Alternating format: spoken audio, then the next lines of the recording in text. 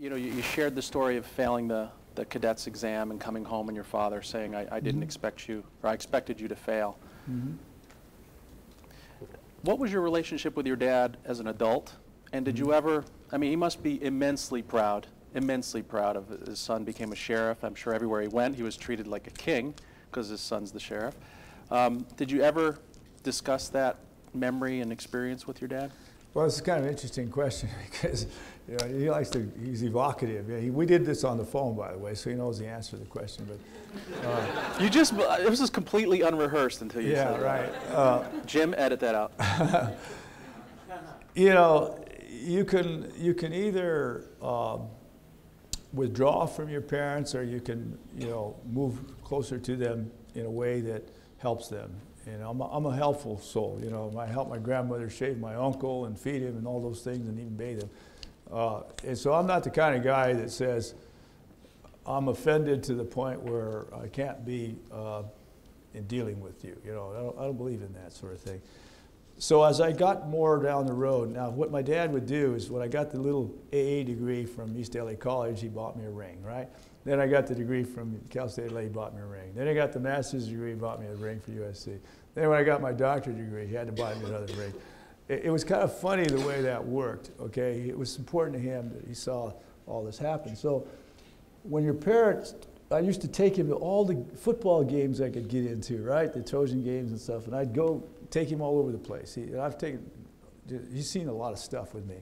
I'd pick him up on Saturdays, and he'd listen to me talking, and I'd do paperwork and all this other stuff. And it was just him kind of hanging out with me. And then my dad was one of these, ladies' man when he was young, and he wore beautiful suits, and he looked like a dream and all that. But so whenever I wanted to buy a suit, I'd haul him with me, and he says, "No, that doesn't fit you right. You got to do this, you got to do that." And so before you know it, I got all this stuff going on with him, and we're not talking about anything serious, because I already had one serious talk with him, and I want any more serious talk. And so one day we're driving around, and he says, "Son, I really didn't do much with my life. That's the truth of it. But you have so much energy, and you got all this stuff." And he says, where do you get your drive?" And I says, "Well, Dad, you really don't want to know, but I'll share this with you. One day I took a cadet exam. I got on the bus to go down there, got there on time, did what I thought was my best. I didn't pass it. Got back on the bus, came home, saw somebody that meant something to me, told that person that my life is just slipping away. That's how you think when you're 18 years old, you don't pass something. And I just feel horrible." He said, you didn't pass the exam, huh?" I said, "No, I didn't pass the exam." He says, "So what'd that person say?" I said, "Well, that person said, I didn't think you'd pass it anyway." My dad said, he used a different kind of word, I won't use it here. He said, "What kind of so-and-so would ever say something like that to you?" I said, "It doesn't matter, Dad. It helped me get on my feet." I wouldn't tell him that because, you see, it does no good, because I know if I did, he would not be able to take it. He could not take knowing that he was the one. And I believe in this idea of grace, that sometimes things happen uncaringly about people that are close to you, and you should never hold on to it and make it some kind of reason for not circling back and helping the person be a better person. He was a wonderful dad. When I bought my first house, he never owned a house. The best thing he owned was a car. And when I bought my first house, he helped me paint it, and we did all kinds of stuff. But he said, "How the hell are you going to pay for this house?" I says, "Dad, I got a job, man. I'm working as a deputy sheriff. What else do I need?" And so there's all these things about life that people challenge you with.